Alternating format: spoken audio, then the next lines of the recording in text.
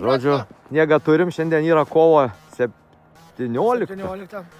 Bandysim apvažiuoti 40 kokius, na, arti 50 km. A jauti koks oras? Nuostabus! Gamta, šiluma, pasaka. Pjaunam sniegą. Šipų neturim visgi.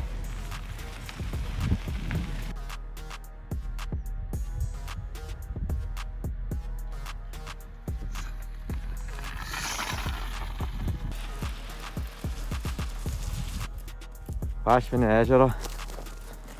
Testuojam tiltuką iš nepopuliarios pusės. Tikėkime, kad neįsmuksim. Mažai brolį leidžiam pirmą eiti, jeigu įkris.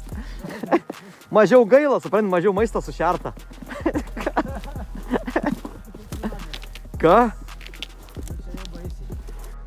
Bekelę varom. Gerulis! Eina savo! Belentai! Nu ir pasiekėm sodus. Lekiam toliau. Viską. Iki.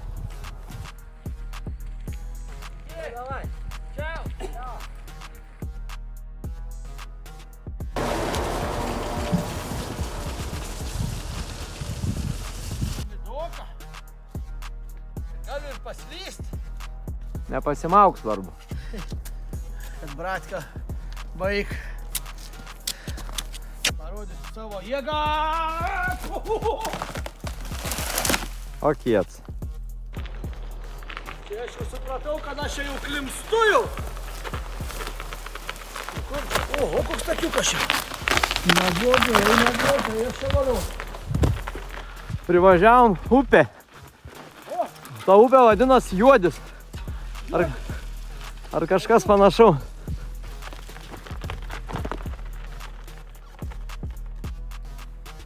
Piliakalnį. Mes Piliakalnį atvažiavome? Taip. Atėjo milžinas su sauja smėlio ir supylė Vainagių Piliakalnį. Tai, va. Opa.